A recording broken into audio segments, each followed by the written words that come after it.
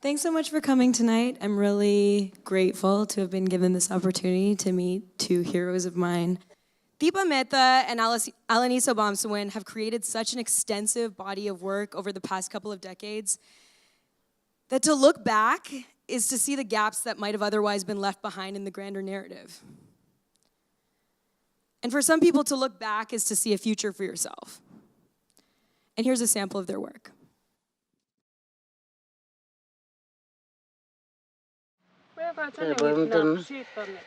Agatha Marie Goudin is 108 years old.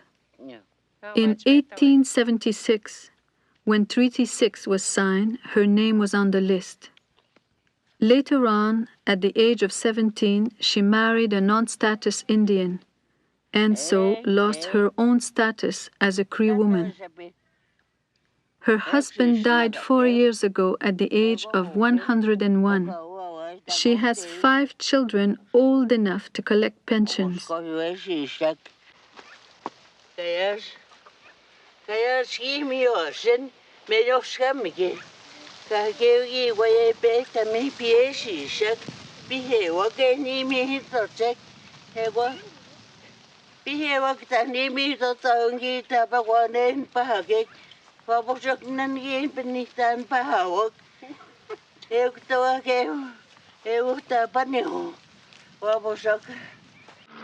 At 11:20 this morning, a force of about 90 Quebec Department of Fisheries wardens and more than 300 Quebec provincial police raided the Restigouche Indian Reserve on the Quebec-New Brunswick border. They located 6 or 7 salmon nets which had not been removed from the river. I was at the office. I had gone to pick up my check and coming out when the secretaries kept telling us that we only had so many minutes, and I didn't know so many minutes for what. I hadn't heard that we were being raided that day. And all of a sudden she yells, "They're here." The army surrounds the warriors' encampment with razor wire and takes position in the pines.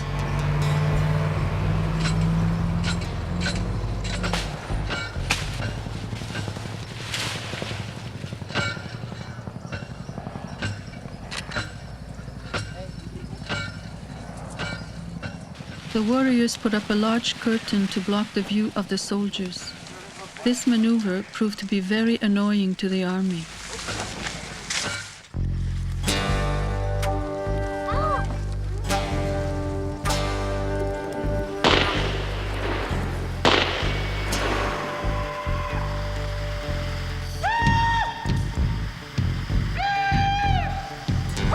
Tension is at the breaking point.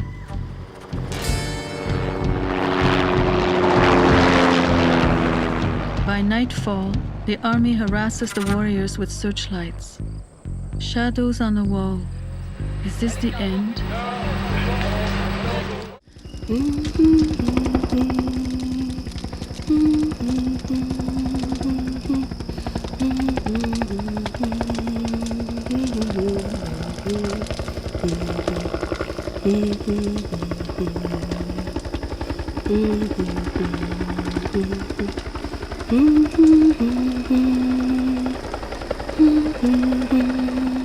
All you could see was like an avalanche of rocks.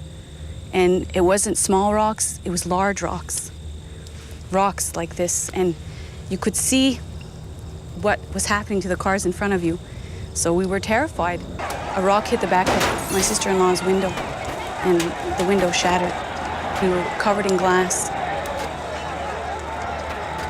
It's something that I've suppressed, I think, until now. This is what they threw at my father. This is what hit him in the chest.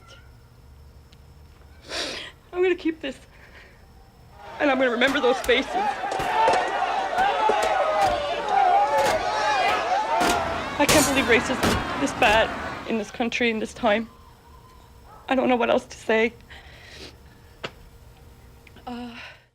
Change doesn't just come overnight, it takes time. And we were just kickstarting something larger than our journey. And slowly getting there, change is gonna come soon.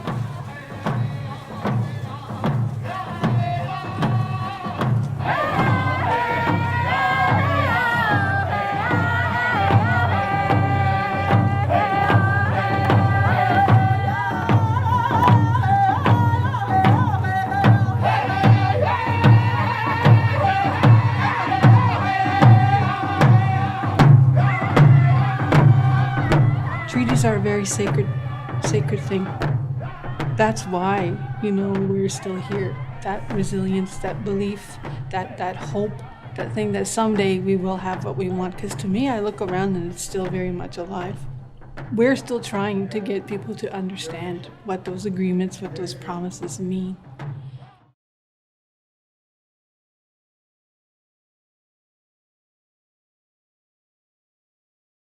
I don't know how it started, but BG told me the Karwa Chauth story.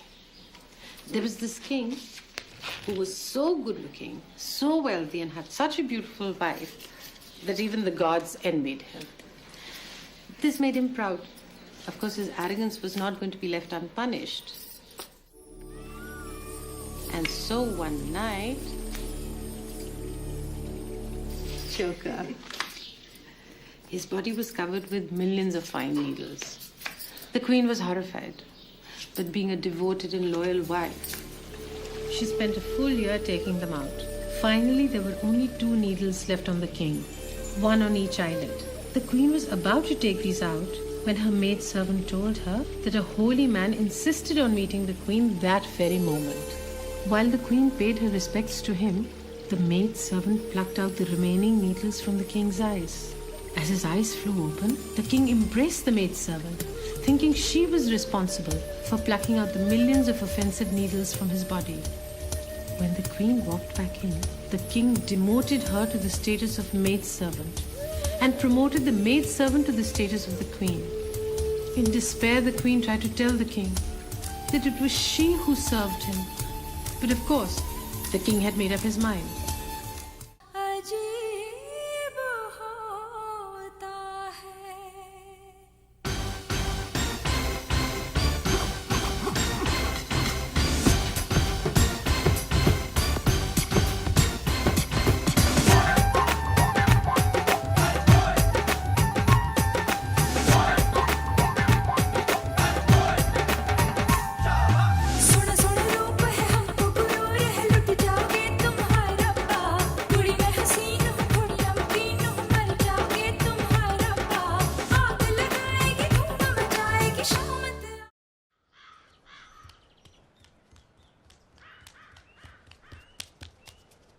पापा घर चले।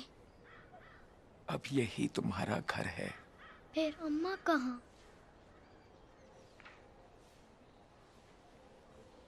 बाबा अम्मा कहाँ?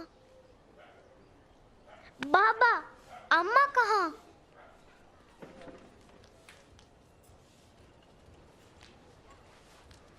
चल आ।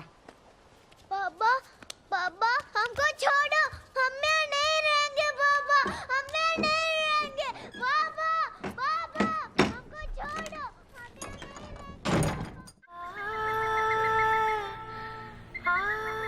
And so it came to pass that without passport or permit, I returned in Parvati's basket of invisibility to India, my India, the land of my birth.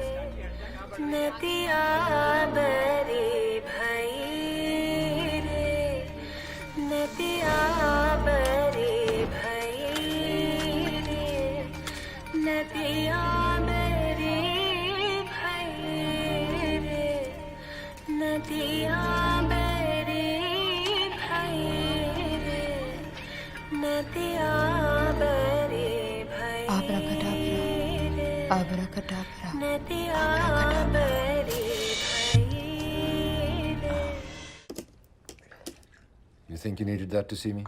Oh shit, dude, I need a gun to see my mom. Okay, so I got these 11 houses all rigged up sprouting weed as we speak. Now weed, bro, is the thing south of the border. So your trucks drive the weed across the border, meet my buyers who take it, stash cocaine in its place. Now I'm thinking 2 to 3 per quarter. Cocaine I got. My truckers bring it across the border like clockwork. I need guns. Guns? 2 shipments of guns and ammo a month. But I deal exclusively with Grey Wall. You gotta stop doing my laundry, Mom. What did you say? It's under the bed. Manje thale ne. Show him out. जिस लड़की का बलात्कार किया सबने और आपको conviction मिली, वो मर गई है? हाँ, पता चला मर गई है।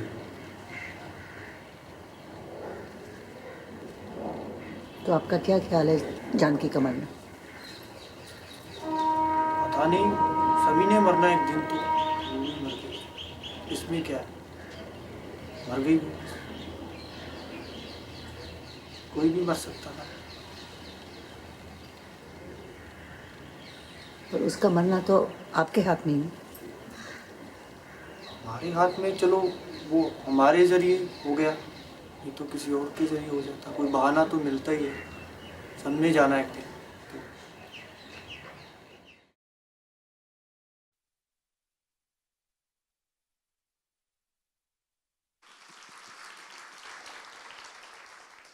Please welcome to the stage Deepa, Mehta, and Alanis Obomsawin.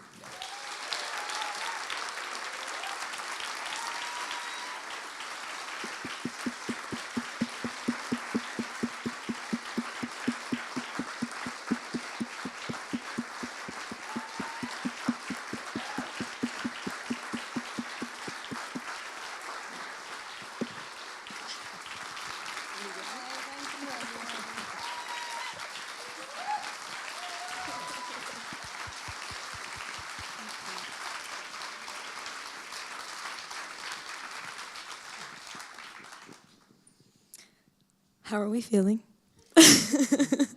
Sure hot today.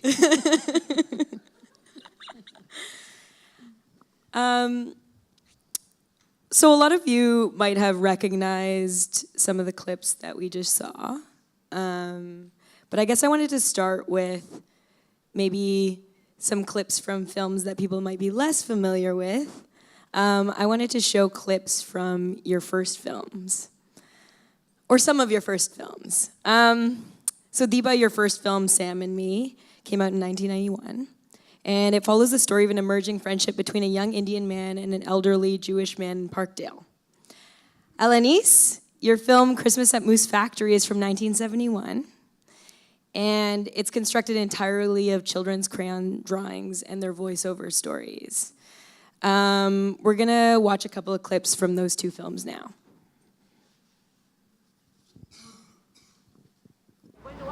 The plan, Nikki, what we are both here for, the men of the Parekh family, you and me, the last recognized betting partners, we are here on business. Get it?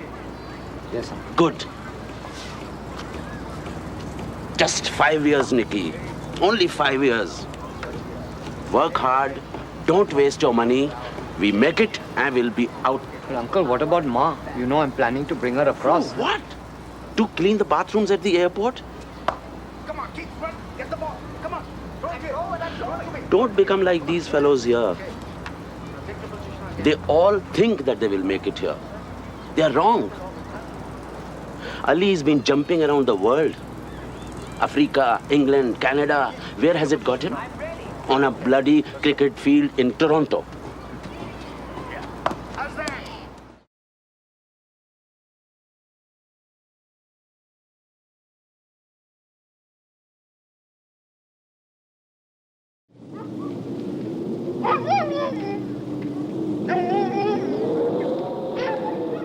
Moose Factory is on an island located in Moose River among the tidal flats of James Bay's lowlands, opposite Moosonee. The village has a population of about 1,500 people, Crees of the Algonquin Nation. The children of Moose Factory speak Swampy Cree and also English as their second language. Here, they speak with their drawings about life around them and how they feel when Christmas time comes. This is my mother making bannock. She's ready to put it in the oven. When it's ready, we take one. I'd like to drink tea, coffee, orange juice, Coke, and ginger ale, and Pepsi, and homebrew. This is my house on my grandmother's tent. This is me taking my dog for a walk.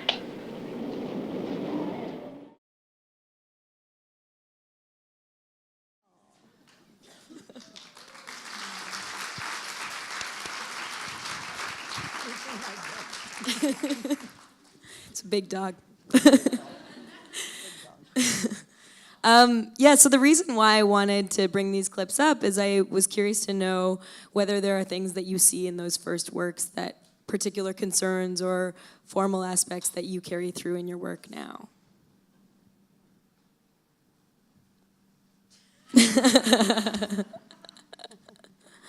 I don't know if I understood your question well, but this first film that I worked on, I really wanted at the time to go to an isolated place where no one would go because it's too far, too expensive, and not so interesting. And this was a residential school in Moose Factory at that time. And for me, children are the main thing in life. And so I decided to go there. And I was so happy. What a good choice I made, I thought.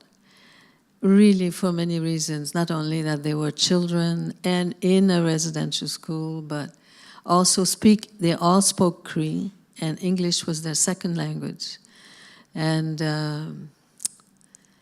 to find, you know, like if you look at this film, it's only a few minutes long, but you realize how much control from the church and all those things that control. Children are so precious, and where they are, no matter what control you have, no matter what law, no matter what, if you just listen to children speak and what interests them, and in the worst time or in the best time, I find it's so important. So just listen to your children. I guess for me, Sam and Me was my first film in Canada, feature film, and I think that my concerns then, and they haven't really changed. It was interesting looking at this clip, was the preoccupation of where is home, and as an immigrant, you leave the country of your birth, you come to another country, and you really want to belong, but you can't somehow. And I found that with Nikhil and with the character played by his uncle, it was, perhaps we do come with a mindset that we'll come here, we'll make it, and we'll go home. So the home question has always remained with me, and 20 years later, I still sometimes struggle, quite a lot actually, with where is home. And then I saw your film again yesterday, and I realized that my preoccupation with home was actually perhaps rather shallow, because home is yours. And it's made me really change the way I look at things, and it's made me feel really ignorant, because we haven't paid much attention to, even as immigrants, as people who search for home, that who does it really belong to? And it does belong to you, for sure. Thank you.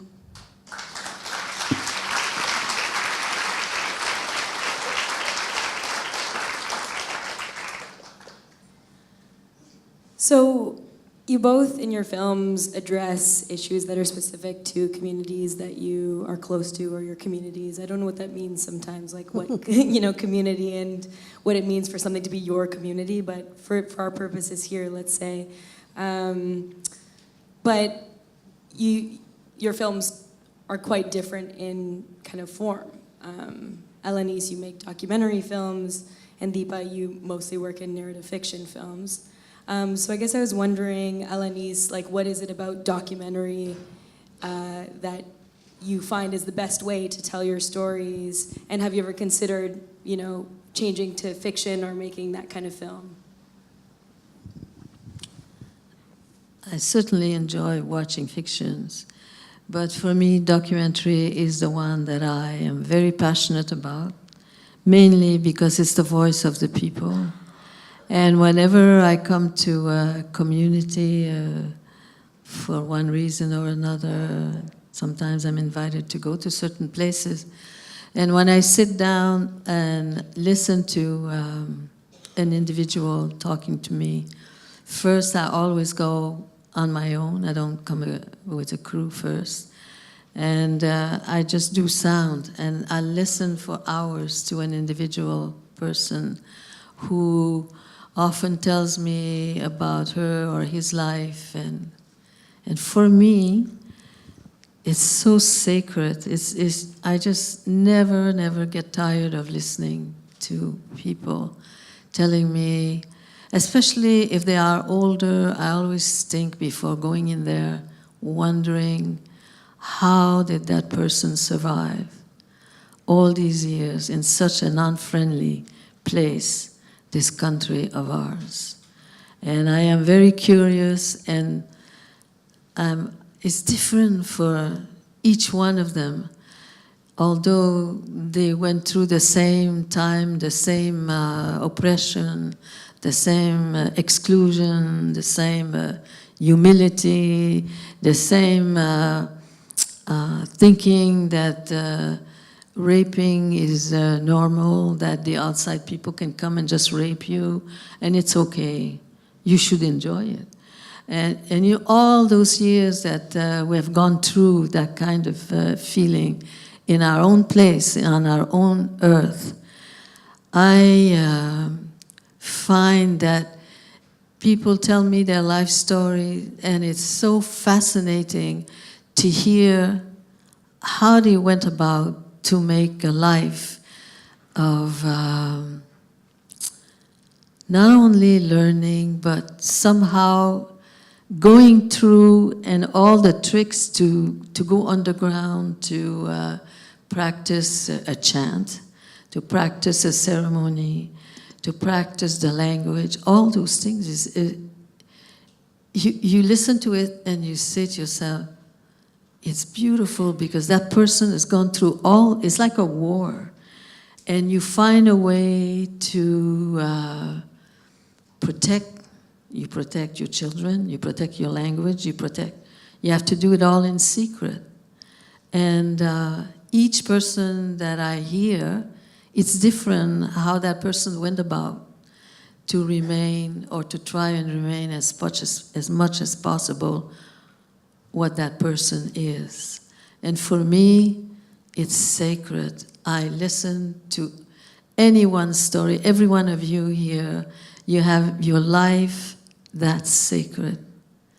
And for me, when somebody tells me about that, I am very honored, and I want to be able to make a film that it's going to be their story. I'm not telling it for them. It's that voice of that person. And for me, this is why I love documentaries so much. It's direct.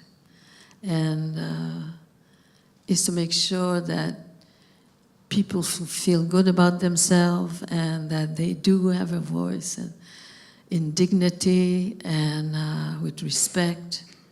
And for me, that's what I think about most in everything I do.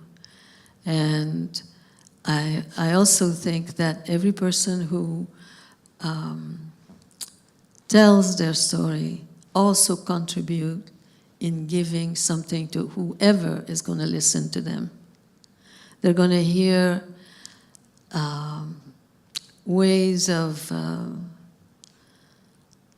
not just expressing themselves, but surviving, creating, and giving. And it's in every person. It's in every one of you. And I just love to listen and make sure that I hear the heart and the mind of that person, and that it will come on the screen. And no matter how bad, no matter how sad, there's going to be something beautiful there. Because when you survive terrible times, and if you only think of that in the worst time, in the worst, awful time. Do you know the best person that I look up to and that I read about is Nelson Mandela? And he writes about when he was in jail, for 30 years. He writes about he's in a cell and he can hear some of his people screaming, crying, yelling because they're being tortured.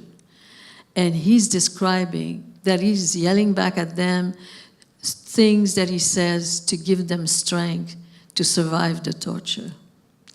Another line that I can never forget is when he writes about he's being tortured and he's constantly being sent to the hole because he's a lawyer and he's fighting back. And he says, he writes, whenever the person that hit or tortured, he said, I always try to look into the eyes of that person who's hitting, who's torturing.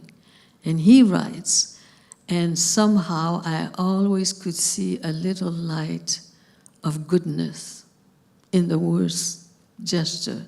I could never be that good, but I sure like to read about it and say, wow, what an example, how, no wonder they made him the president of his country.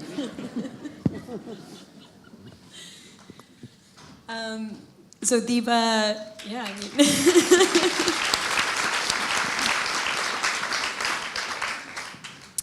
So Deepa, you started off in doc. You made some documentary films early in your career, and then you switched to fiction. I'm just curious about what caused that switch, and also we saw a clip from Anatomy of Violence, your most recent film, which almost kind of gestures towards a return to that form, at least for that film. And I was just wondering what drove that trajectory. I started off with documentaries. I didn't do. Oh, sorry. Oh, I forgot. You're just talking to us, it's fine. Yeah, I was so busy listening to you. No, I did start off with documentaries, and the first documentary I made was actually was a film in Canada that I made. Was about a 99-year-old woman who I read about in the Toronto Star. I mean, I'd just come to Canada, and I was dying to continue to make films, and I read about this woman who was 99 and lived by herself, which I thought was fascinating for somebody in Canada to live by themselves and not in a home or anything else. And I met Louise Tandy Murch, and she changed my life because she taught me about loneliness, and she taught me about being alone, and she taught me about the strength of a woman.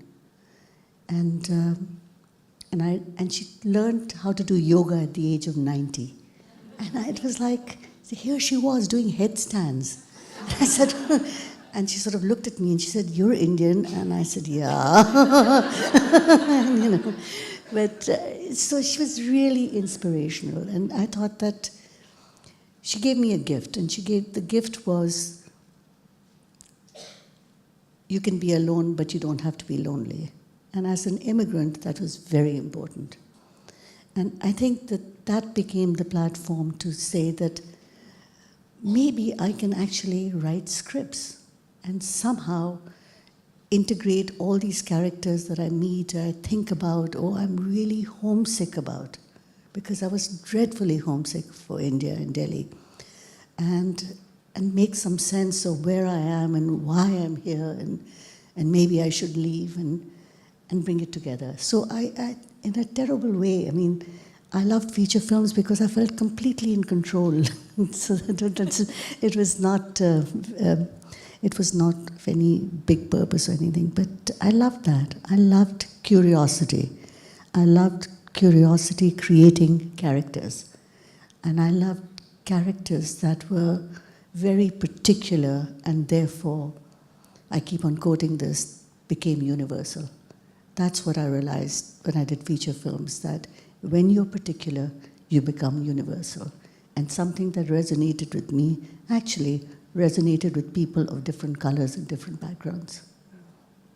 And what about the kind of recent turn back in Anatomy of Violence to, I mean, I know it's not a straight up documentary film, but it's, you decided to stick with reenact, like you used people to reenact scenarios, and then you decided to stick with that as the film rather than use that as a development for a fiction film. Anatomy of Violence is a film that's based on a particularly horrific rape that happened in 2012 in Delhi, where a young girl was raped in a bus by gang raped, and in fact, as a consequence of that rape, died. I've been thinking for like 4 or 5 years to do something around this, like what makes a rapist? It's not just a reenactment or re-victimization of the victim, but to try and understand what happened to these guys. Where did they come from? Why did they do what they did, these particular men? And I was, there was a producer who said, why don't you go and do it and do the film? And so I said, okay, I'll do a workshop in Delhi and then come back and do it as a feature film. But while we were doing the workshop, it made perfect sense that there was no way that I could actually get actors to do what I was seeing. So I stuck with the workshop and the material that we actually shot during the workshop, which was all improvisation, with just with the men being told that, okay, you're playing rapist number 1, number 2, and then they improvised it. So it was more organic as opposed to being thought out that I'm going to do a documentary on the 2012 rape. I wonder, so both of you make work that circulates to mainstream audiences, even outside the communities, far outside the communities that it's representing. And you do represent in your films a lot of communities who have been traditionally misrepresented often by the mainstream. So I wonder whether, especially when you're representing conflict like domestic abuse or insurgency or issues like that, whether you worry about how an audience will take it in, given that there might be aspects of the context that they're not familiar with. I mean, I don't worry at all because, my father was a film distributor and in India. Did you know that, Alanis? Yeah. No. So, yeah, I grew up with movies. Yeah, there you go. Comes in the family. Something you don't know. And so when I decided, and our lives were dictated by every Friday how the box office went, because my father's mood would depend on that. So if he was in a good mood, the film had done well, right? So when I decided that the last thing I ever wanted to do was to make films, because, who wanted to do that? But later on, I think I was going to start my PhD thesis, and I got an opportunity to work at a cinema workshop, and I quite liked it, and I thought, this is interesting. Movies maybe aren't that bad. So I went to my dad and I said, I've changed my mind and I'm not going to become an academic and I'm going to become a filmmaker. And there was like this dead silence. And he said, okay, Beta, this is what you want, go ahead. But remember, there are 2 things in life you will never know about. One is when you will die, and the other is how a film is going to do. So do whatever you want to do. So I said, okay. So I don't care. So in short, you don't care. No. Who knows, right? Can you imagine that when Christopher Columbus got here, he thought he was at her house? He called us Indian.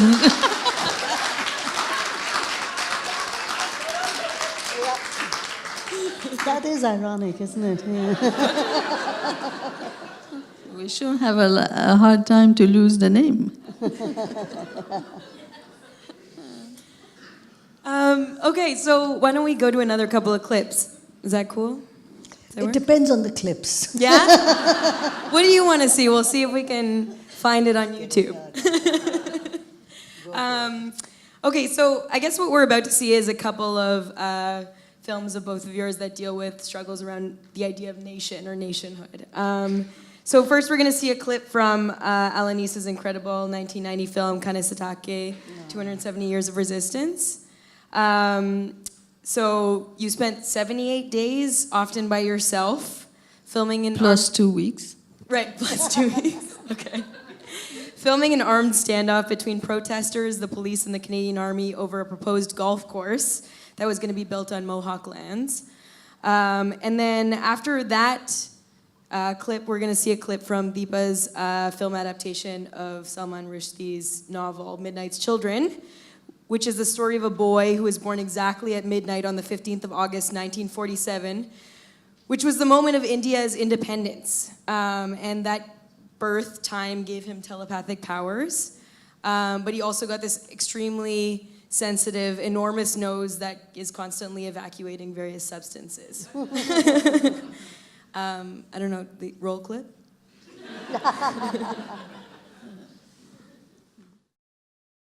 John Cree, our spiritual leader, had just started burning tobacco, and he was giving thanks. And about 5:15, that's when the Tilden trucks rolled in, and the SWAT team came out. And there was 3 of us that just looked at each other. And one of the women had said, "Holy shit, they're here." Our instincts kicked in, and we said, "The women have to go to the front because it's our obligation to do that, to protect the land, to protect our mother." And I can remember looking at the faces of the SWAT team, and they were all scared. They were like young babies who had never met something so strong, who had never met a spirit, because we were fighting something without a spirit. There was no thought to it. They were like robots. Now, when they kept advancing, we asked for a chainsaw. We notched the first notch, and we started the second notch here. The wind picked up and made the upper part of the tree sound like it was falling, a cracking sound like the tree's coming down. They started screaming and taking off, and they started tripping and everything else, running back to the road. But as they were running, they tear gassed us and percussion bombed us. For sure, we weren't moving, no. They can try whatever they want to get us out, but we weren't leaving. The pines are still when the police throw tear gas at the people standing there. Suddenly, the wind comes and the smoke turns towards the police and onto Highway 344. So today's subject, human geography. Sinai. So? This is what, Sinai? I don't know, sir. Oh, you don't know, my friend. Come with me. So I ask again. Do you know what is human geography? Sir, please! Sir, please, sir! Shh.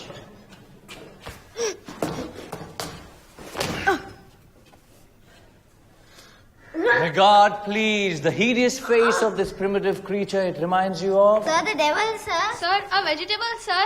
A cousin of mine, sir. I don't know which one, Silence, sir. sons of baboons. This object here is human geography. How, sir? Where, sir? In the face of this ugly ape, you don't see the whole map of India? No, sir. See? The Deccan Peninsula hanging down?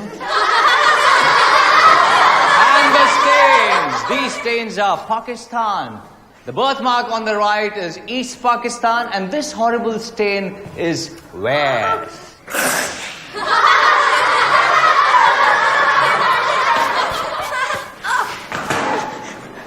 What? Tell me what you are. An animal, sir. Tell me what you are.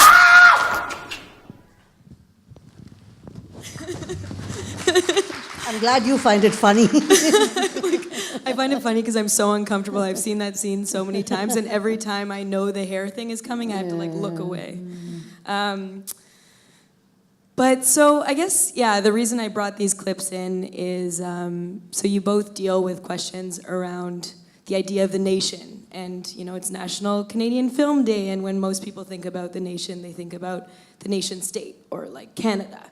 But nation as a concept is much more abstract. It's often, people who share languages, or people who share particular histories or migration patterns or things like that. And you both capture those in your work, those, not the nation state, but communities of people that are connected by other things. But you do it like in different ways, and I guess I wanted to ask more about that. So like Alanis, in a lot of your films, you follow a particular issue and you speak to many different people in a community. And I guess I'm wondering, you know, especially in the case of Kanesatake, like you went there to follow a conflict that was happening. And I wonder how you decide like who to speak to and how you decide like, you know, how to trace the whole issue, because there's so many characters, there's so many people involved. First of all, this kind of shooting you do in a situation like that, for me, is very different than the way I usually work. Because I usually come into a community and do just interviews, just sound me alone with an individual. And now here I was like, they call it guerrilla style filming, because you're filming as things are happening. So I had a problem in terms of my way of working. And this is why I stayed after the crisis was over. Not totally over, but when the standing was passed, to speak the way I do usually at first. There was a lot of people that we filmed as things were happening. They were arrested, they were being roughed on, they were, you know, confrontation. And I didn't know them before, so I stayed over to go back as if it was the first time I came to the community and interview them individually, alone with just with sound, to give me more adept sounding and knowing of that person.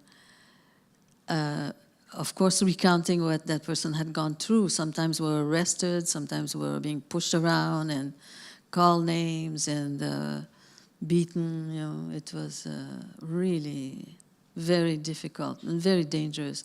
You were constantly in danger. You never knew what's going to happen next. It was like standing on the wire. The warriors, the soldiers would insult each other, and sometimes I'd say, oh my God, this is how they start wars. By, hey, this one insult me, they said this and that, and so I'm going to kill him for it, you know, and it was really like that all the time. And it was very scary, especially at night, because at night there was no light at all. And it was only the army, like I'm talking about the last part of the standoff, when we were behind the barricade. There was only a spotlight coming like 1 second, and that's it, it's pitch dark. So every time you heard any noise or a scream, or you ran in the dark to where you heard to find out what's happening. And it's not an easy way to do your job, your everyday job. I'm curious to know, so your general thing is to spend time in the community and to talk to lots of people. Like, how do you know when to stop? Is it a situation where you speak to someone and they're like, oh, you should speak to my brother over here, or you should speak to my uncle, or you should speak, you know? How do you know? Well, I only know to stop when I feel I understood the story. Do I really understand what this person went through or is saying? If I'm not sure, I go back. And then at one point I feel now, yeah, it's clear that's what it is. Then I'm satisfied, but not before. Do you ever bring the story to the community to see whether you've kind of gotten it No. right? No. You know, you're not going to have 50 judges to say, oh, this one, is he lying? Is he saying this and that? Are you crazy?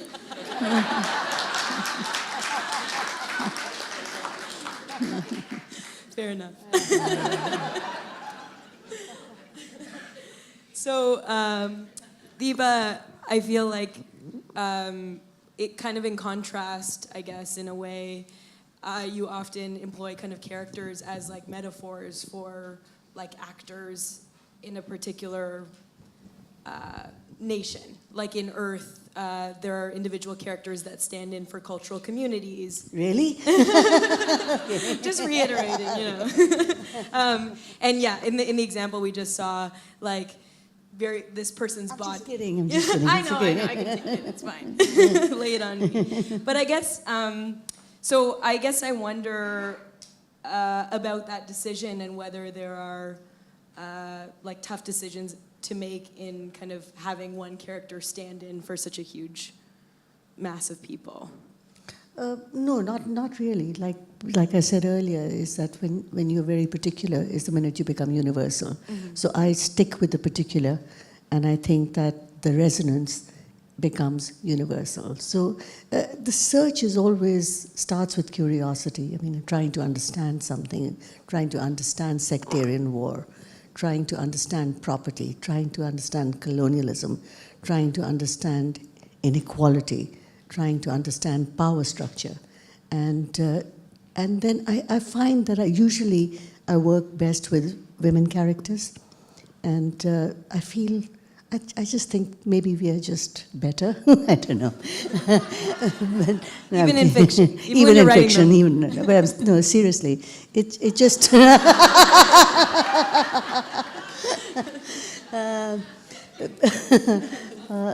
So it's that, but I think that what they all are striving for, and which is of course what moves me about Alanis, your films, is that there's striving for dignity, respect, equality, and saying that, and I think a desire for an environment which is conducive to that respect.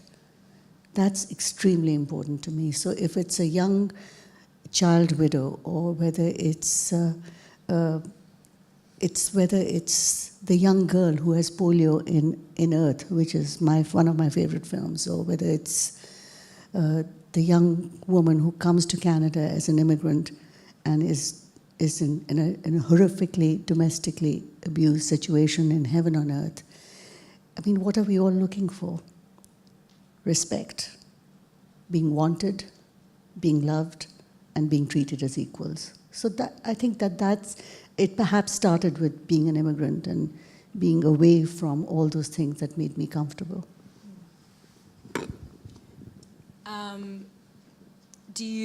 Have you had, like, in your time, kind of pushback from, well, you've had pushback from the Hindu right, but have you had some pushback from other communities, like in your recent film, Biba Boys, representing... Everybody hated Biba Boys, except me. I love it. No, I mean, yeah, I'm sort of used to it. And again, that what my father said always stays with me. You know, it's a given. You just be true to what you want to do, and it's tough, because then you make yourself quite vulnerable. But it also gives you some freedom.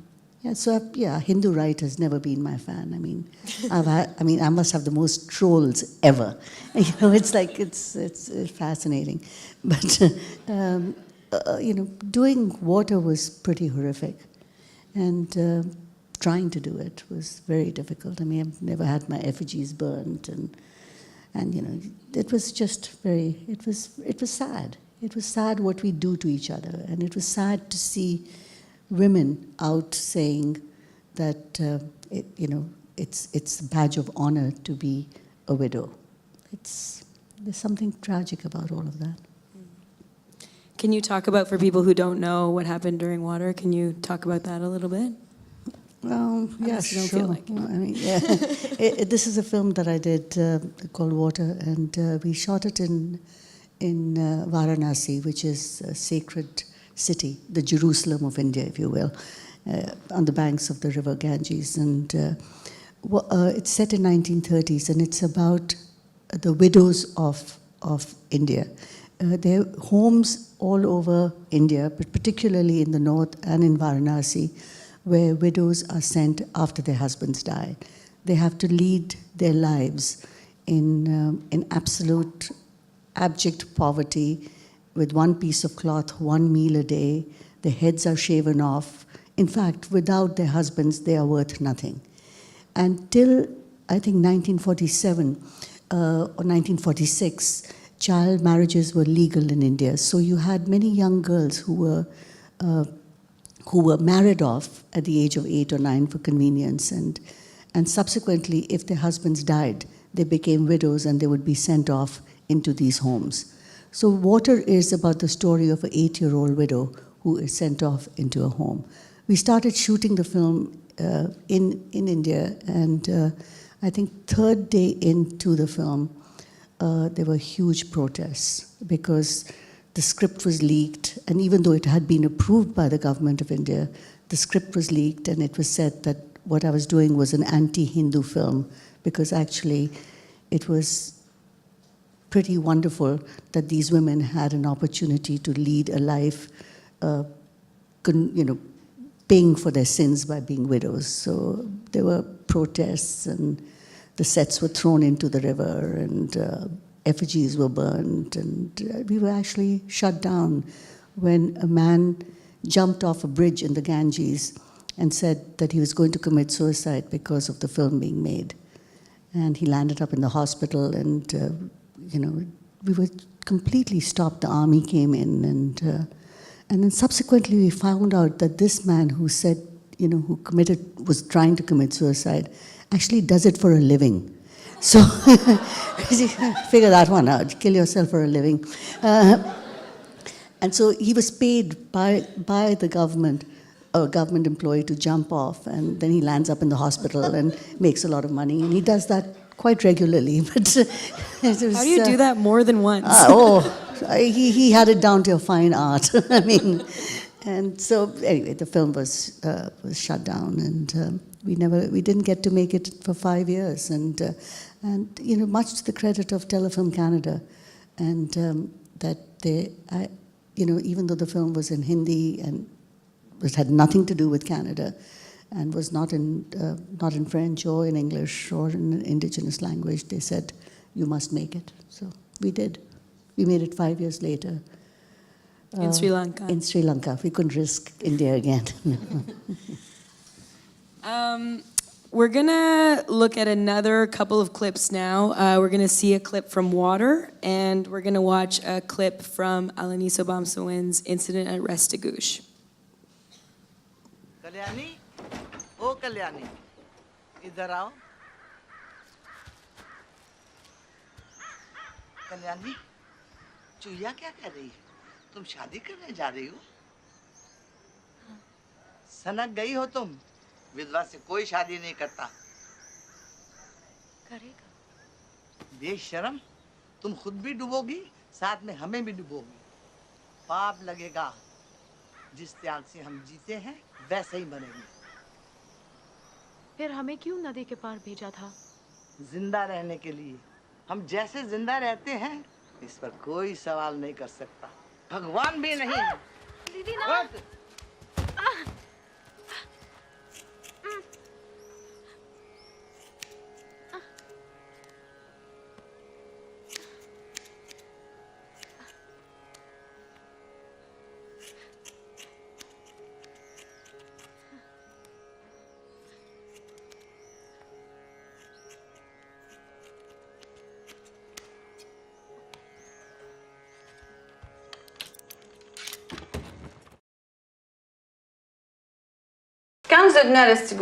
When you came to Restigouche, I was outraged by what you said to the band council.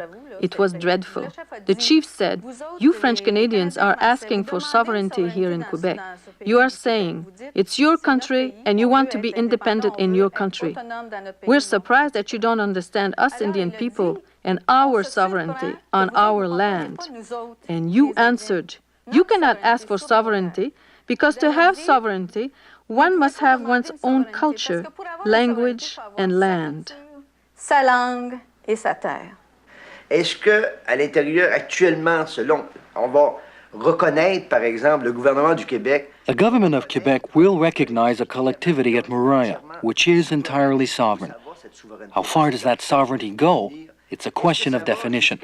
Does it go as far as, for example, control of the whole resource?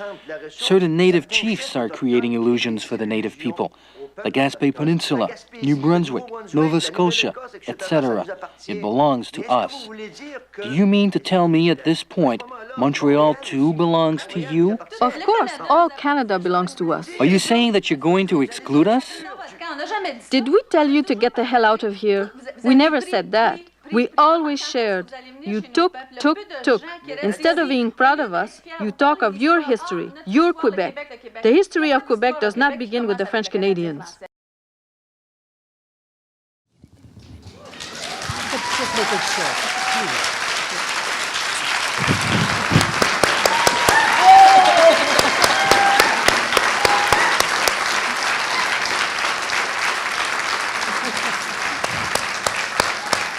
Every time with the look on that fishery minister's face, it's worth like repeating. I feel like it should be changed into a GIF so you could just see.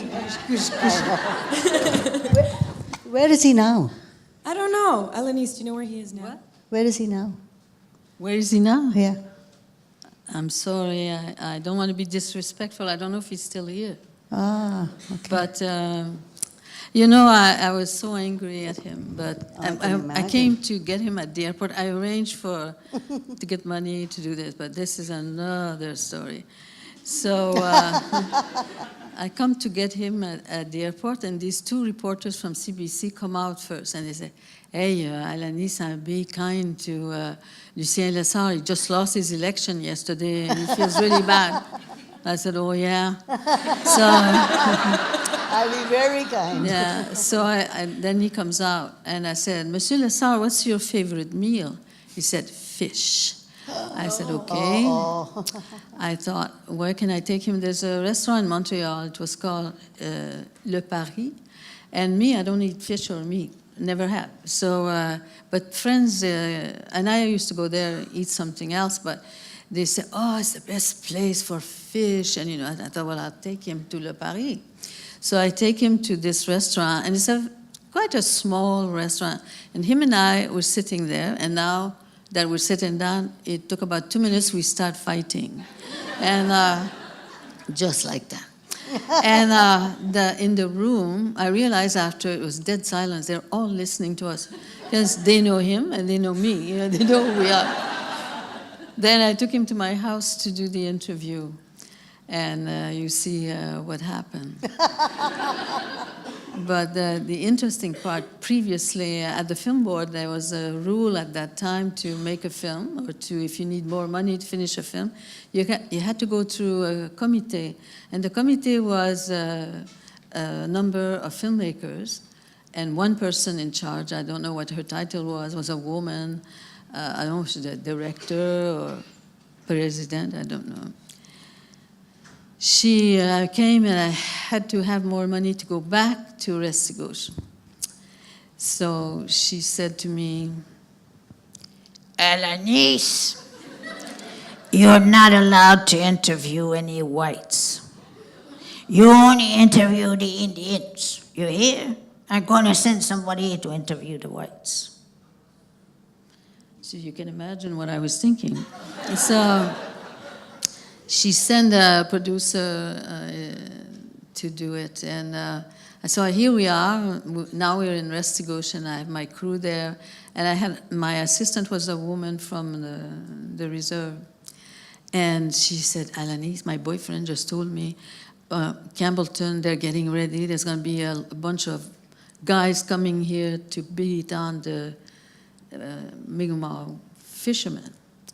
So the atmosphere was very scary, and here we are as a crew, we're waiting for what's going to happen, whatever. And this guy, Andy Thompson, who was sent to interview the whites, comes to me and he said, Alanis, I didn't come here to smack you or what you're doing. He says, I'm going to go play golf, and we'll meet for dinner. So all this, and then I managed to get money to get Lessard in Montreal, and I interviewed him. But then we need more money to go back to Restigouche. So I had to go back to the same committee, and this woman said, I want to see what you did. So she's looking at this. I thought she was going to have a heart attack when she saw that. Then she started yelling at me. And, you know, and me, I didn't kill her, and that's about it. Because by then, you know, I had no patience with her, and I told her, who the hell do you think you are telling me who I can interview or not, you know? And it was like a big, long argument, so I got zero money. So it took a long time before I finally got money after fighting and all kinds of things you don't even want to hear, that I got the money to finish this film. So it never came out until 1984, and this happened in 1981. Wow. It's to tell you, I work at the National Film Board of Canada. I love the National Film Board of Canada because it stands for the right reason, and it was built for the right reason.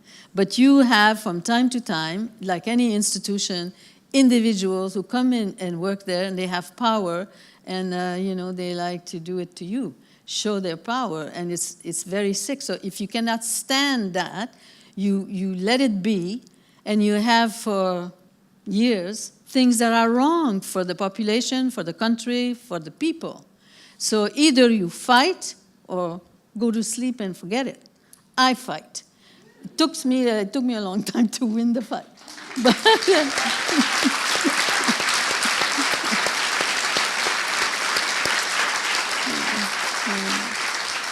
so it's just to tell you, if you want to do something, you believe in it, and it's just, and it's honest, just go all the way, because many people will discourage you, make you feel like terrible.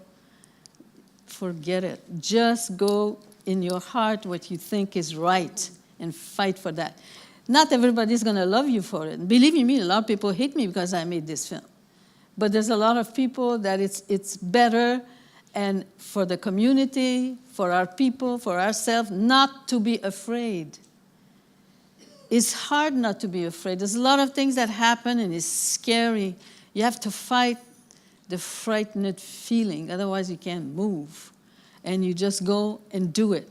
And tant pis, too bad for those who hate you. They're going to hate you anyway, so you know what. So today, even those who hated me because I made it, they're very happy to see this film today. Yeah. And it's history, and that's what happened, and we must document our history. We must document our people, what they go through, why, and to people to let them look at themselves in the mirror and see if it's still right for them. And not be afraid. That's how it is.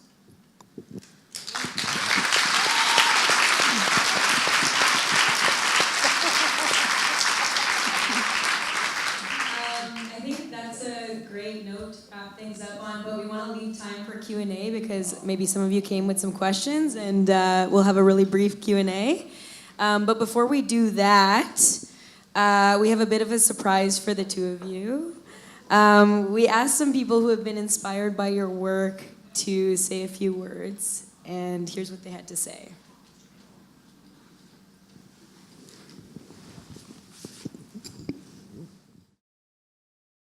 What does Alanis Obomsawin mean to me? Everything. Alanis taught me that there could be Indigenous cinema, that there could be movies that had people like me and my grandmother and my mother in them on screen talking. She really led the way for so many of us, and I don't know if we would have Indigenous cinema in the same way without her. And so here I sit in an airport traveling back from a meeting discussing Indigenous protocols in the film industry, sitting in a new position at the Indigenous Screen Office, and really all of that is because of Alanis and that moment when I saw Incident at Restigouche in 1984, and it completely changed my life and made me realize that movies can be much more than just Star Wars. They can be tools of Indigenous self-determination, sovereignty, and they can grant us a voice where we have had none. As far as I'm concerned, Canadian Indigenous cinema begins with Alanis and continues with Alanis. She has provided inspiration to me and so many others with her work, which is fearless, honest, and provocative. And her as a person, I can't even begin to describe the impact she has. Her beingness, her authenticity, her humor, her love of life, and her love of children is an inspiration that none of us will ever forget, and we are so grateful. Thank you, Alanis. When I saw Alanis's first film, I was blown away. I almost started crying because it was like the first time I felt someone had changed who we see, what we see, and how we see. I remember the very first time that I saw her, which was on Sesame Street. I was very young, and just even then remember being impacted by her presence and her songs. And when I first met her as an adult, it was like meeting a childhood hero. And a hero she really remains. I mean, she's an icon, she's a force of nature, and I think she's someone that so many people look up to deservedly.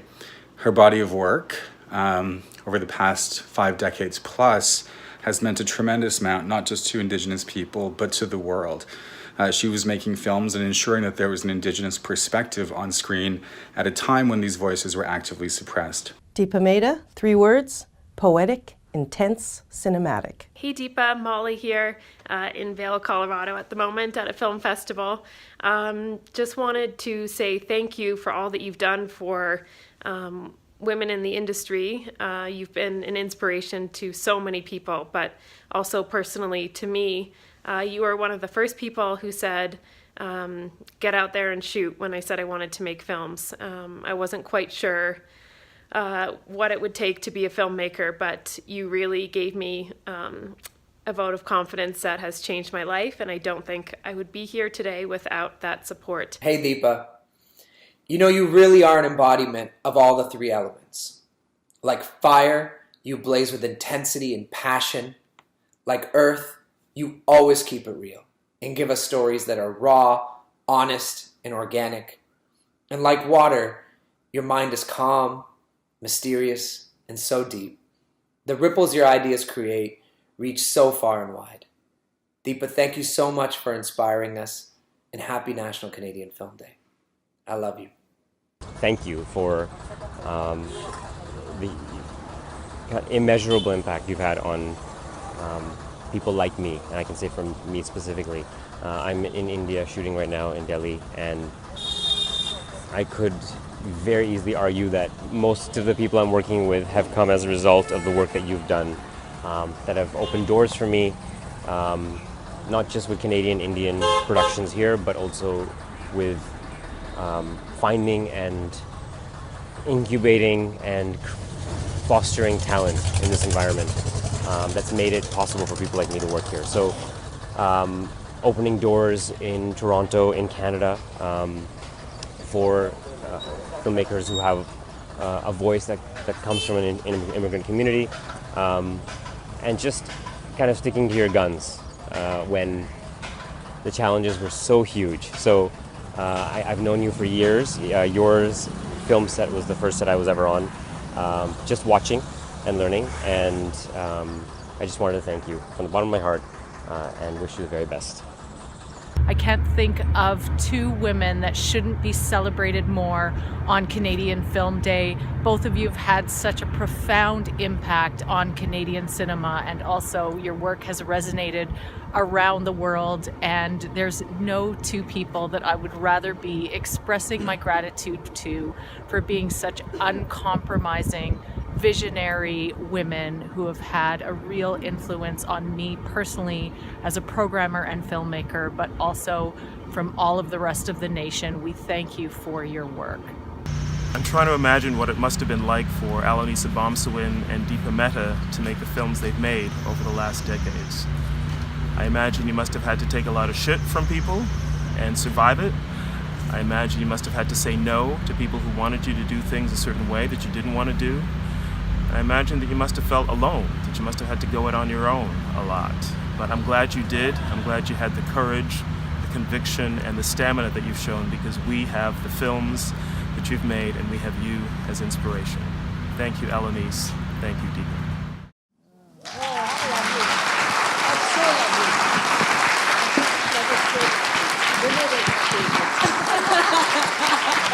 Is it the Elements one?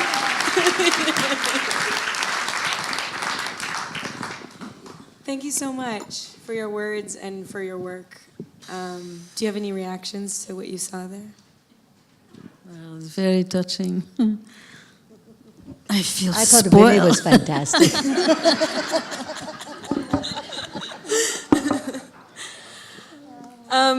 So I think we have time for a couple quick questions if you guys are up for it. So I think there's a roving mic if I'm not mistaken, which is good, so I won't have to repeat the questions. No, we can see you. Lots of people.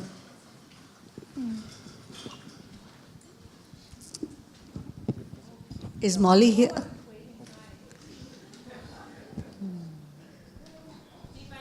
Where? That was so lovely. Thank you, Molly. That was terrific. Hi. First of all, I wanted to thank both of you because it was such an inspirational evening, and I'm glad that my friend invited me to come this evening because it was absolutely great. Thank you.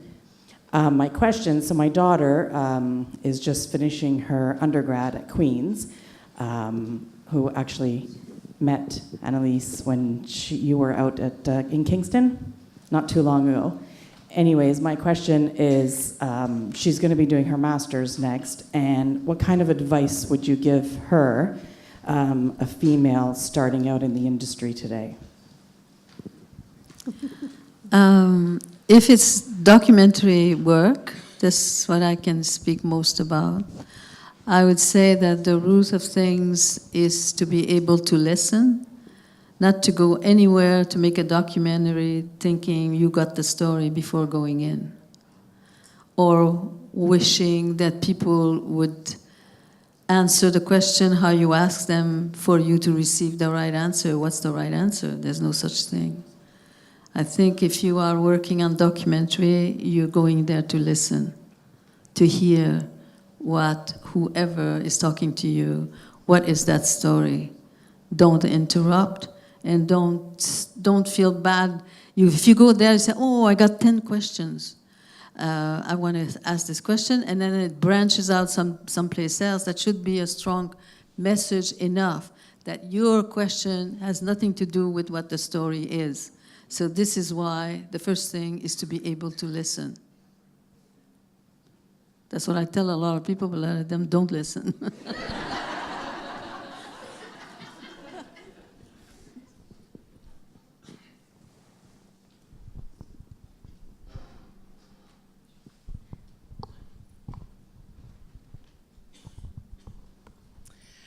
Hello, Alanis and Deepa. It's kind of interesting to see all of these different clips of your legacy, but I'm kind of interested in what you're doing next, because I think, Alanis, you're on 50-something films now, and I wonder if, Deepa, you're working on anything? Yes, I am. We hopefully start shooting a film based on a beautiful, I think, Canadian novel called Funny Boy. I don't know if any of you know of it, by Shyam Selvadurai. It's set in Sri Lanka, so we start shooting in mid-September.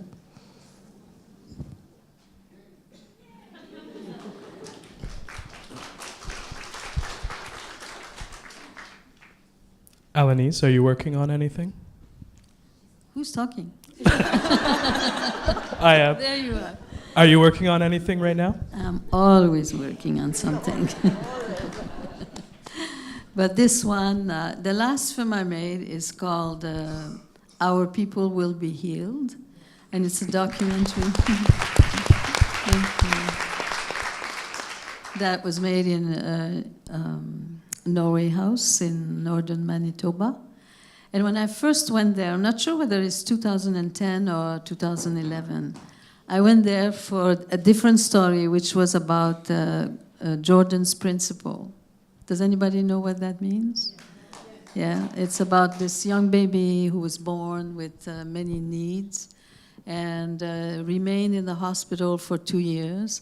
And after 2 years, the doctor said he could go to a home now with special equipment, and it should be not too far from a hospital. So then came the fight between the federal and provincial government. Who's going to pay for it? And because he was a registered Indian, we still say Indian. Sorry.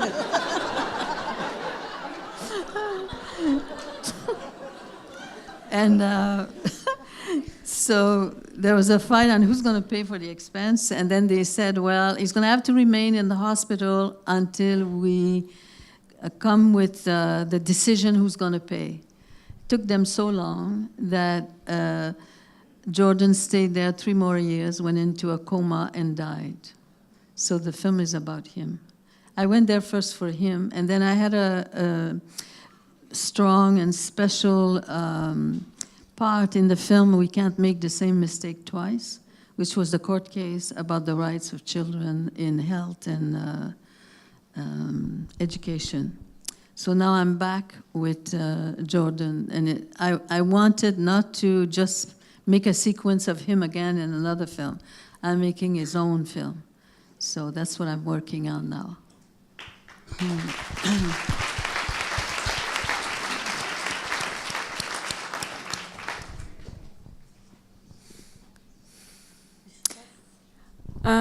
If there aren't any more questions, maybe we'll wrap up. Thanks everyone so much for coming out tonight. Check out all the films you haven't seen that have been referenced here today. And thanks so much to Alanis and Deepa for coming Thank you. out. You were terrific. Thank you. Thank you.